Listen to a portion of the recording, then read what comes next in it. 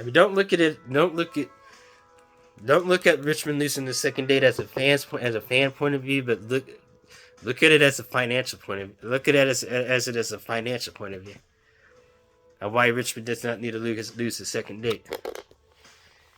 I mean, it hurts those tracks. It hurts those tracks. It hurts It hurts the city that hosts those tracks.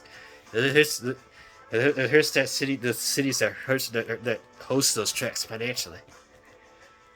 Cities lose a lot of money. Yeah, cities they lose a ton of money if they don't have any racing on that. If they don't have any racing hosting in that city, that track's gonna struggle to that track's gonna struggle to stay existing.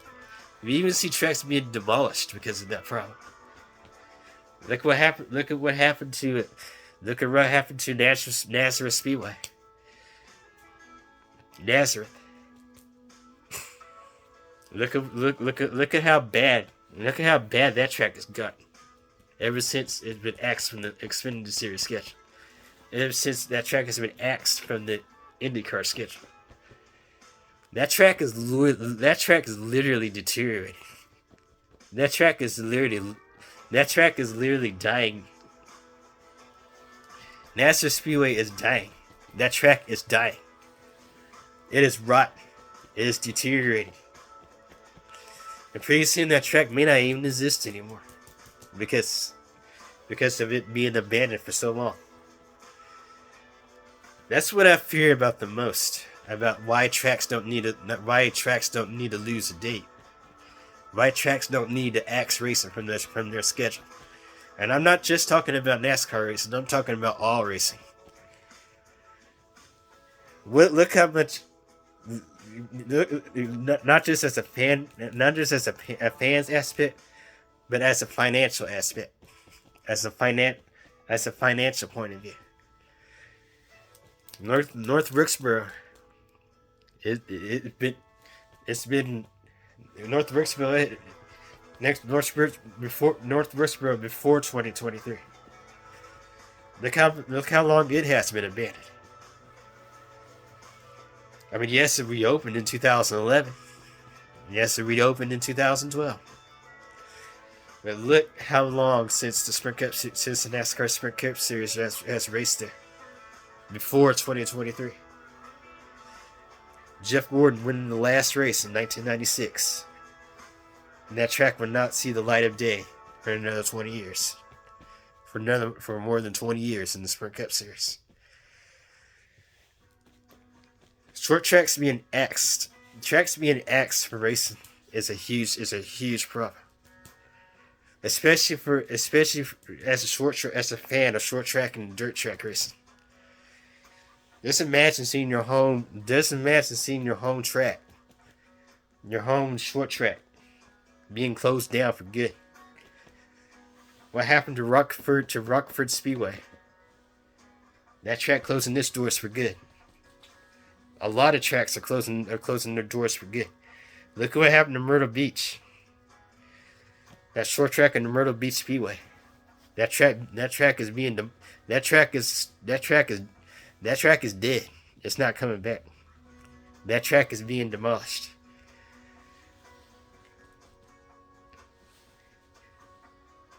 That's what I fear what's going to happen if Chicagoland Speedway is not back on the schedule. That's what I fear about Kentucky too. That's what I even fear about Kentucky Speedway. That track's been ousted from the Sprint Cup Series since 2020. And the Sprint Cup Series and the Xfinity Series, they have not been racing at that track since. Kentucky Speedway, and believe it or not, I was at that track in 2004. I was at that track in the Xfinity Series race in 2004. Tracks do not need to lose its dates. Not as a fan's point of view, but financially. But it's a financial point of view. If Kentucky Speedway, just think about it. If Kentucky Speedway is not back on the schedule, that track's going to suffer the same fate as Nazareth. That track is going to suffer the same fate at North Westboro back before 2023, when that track was deteriorating right in front of our eyes. Before they renovated it. Before NASCAR renovated that track. Before the 2023 All-Star race. And they renovated it again for this season. Just think what's going to happen to Sparta, to the city of Sparta, Kentucky. And how much money they're going to lose. And how much money they're losing because they lost racing there at that city. They lost NASCAR. They lost racing at Kentucky. Just think about how much money they're going to lose financially. Just think about how much that city is going to get hurt. It's going to get hurt financially. Cities lose money. Yeah, cities lose money. Yeah, cities lose money if they don't have any racing in their city that host that track. Kentucky Speedway has been producing mediocre racing since it was reconfigured in 2016. The Gen 6 car. But it was Gen 6. The next Gen car. The next Gen car can actually, in my opinion, the next Gen car can actually save Kentucky. The next Gen car can actually save Kentucky. It can even save the Iceberg's favorite track, Chicagoland. Next gen car can actually save that track. The next gen car, the way it performs in cookie cutter and the way it performs in mile and a half cookie cutter tracks, that may be Kentucky Speedway saving grace. That may end up saving the track, saving Kentucky. Gen 6 had terrible racing at Kentucky Speedway, but not every single race at Kentucky, every single Sprint Cup Series race at Kentucky was bad. In 2019, Kurt Busch. 2019, it was a brother versus brother race, with 15 laps to go at the race at Kentucky. The Sprint Cup Series race at Kentucky Speedway. Just think about that race in 2019. It was actually a great show. And I actually watched that race in 2019 on YouTube. It was a brother versus brother show, Kurt Busch versus Kyle Busch, with 15 laps to go. Actually, it was 20 laps to go when they raced each other. Almost had a photo finish. Kurt Busch and Kyle Busch almost had a photo finish at Kentucky Speedway in 2019, and that track gets ousted. And that track gets ousted from the schedule in 2021. And I thought that Kurt Busch and Kyle Busch would actually be that track saving grace, but it was not to be. If that track was not, if that finish was not the track, if that was not Kentucky Speedway's saving grace, then maybe the next gen car, maybe the next gen car's performance can be the track saving grace. It's already beginning to heal the wounds from Texas Motor Speedway, and ever since that track was reconfigured in 2017, that track has produced. Fans hate it. Fans hated Texas. Texas was everyone's least favorite track ever since it was reconfigured in 2017. But the next gen car, the way it performs in Texas Motor Speedway is a mile and a half. Same distance as Kansas, same distance as Las Vegas. It's a mile and a half. Same distance as Charlotte. It's a mile and a half. The next gen car can be that track saving grace. And it has been in the 2024 season. That the next gen car is actually healing the wounds from that track. And plus, Texas Motor Speedway is owned by SMI. And SMI has hardly ever closed down any of its tracks. SMI has hardly ever taken the tracks off the schedule, except for one, and that was Kentucky. Do you think that SMI, Speedway Motorsports Incorporated. You think SMI is going to give up Kentucky Speedway anytime soon? It's not going to give up. It's not going to give up Texas. It's not going to give up Texas Motor Speedway. It's not going to, and it's certainly not going to give up New Hampshire, and it's certainly not going to give up Atlanta. SMI, if the next gen car doesn't say Kentucky Speedway, maybe Bruton Smith will. Maybe the owner of SMI will. Because SMI would not.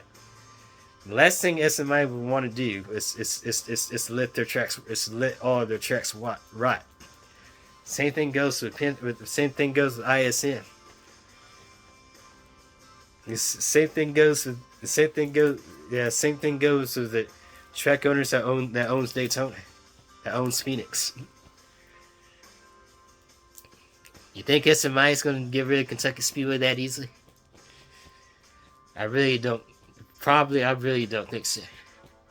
I really don't think they're going to give up that track anytime soon. I really don't think SMI is going to let that track rot. Heck, SMI may even own Chicagoland and bring that track back onto the schedule. Or the next gen car. The next gen car could be the saving grace. The next gen car could be the saving grace for Kentucky. It could be the saving grace for Chicago. But do not let those tracks. But think about it. It is not adding any racing at all to those two tracks. Letting them be abandoned for so long. It is really hurting. It is really hurting the track owner. It is hurting that city financially. Just think of what will happen. To the Clemson Tigers. If the Clemson Tigers in the NCAA football stop hosting their football events at their stadium. Just think about how much money they're going to lose. That city's going to lose a lot of money. It's going to hurt that city financially if the Clemson Tigers. If the Clemson Tigers stop having football games in their schedule, and if the NFL the New York Giants or the Detroit Lions stop hosting games in their stadium, think about how much money they're going to lose. That's the reason why tracks don't need to lose a date. Michigan, it didn't. Believe it or not, it didn't need to lose the second date. Michigan produces a great race. That track did not need to lose the second date either. Neither did Pocono. Pocono is one of the greatest tracks. Pocono is a strategy. Pocono is like Indianapolis. It's a strategy-based track. Pocono didn't need to lose its second date either. Neither did Dover. I'm not looking at it as a fan's point of view. I'm looking at it financially, as a financial aspect, and why tracks do not need to be ousted from racing forever, and why tracks do not need to be ousted from NASCAR forever. It's hurting the wallet. It's hurting the wallet from the track owners. It's hurting the wallet from the fans who really. It's hurting the fan base of this at the people who live there. The people who live at Richmond. They're going to have to wait longer. They're going to be forced to wait longer to have racing back. Later in the season. In my opinion, I think it's sad. I think it's sad that watch their fan base, to watch the fans, to see the fans at that track wait all the way to close to the end of the season just to have racing on that schedule. Just to have racing back at that track. It's bad. It's even Dale Earnhardt Jr. looked at it. He didn't like that track to be removed from the schedule. To be removed from the schedule either. It really is hurting. It really is hurt.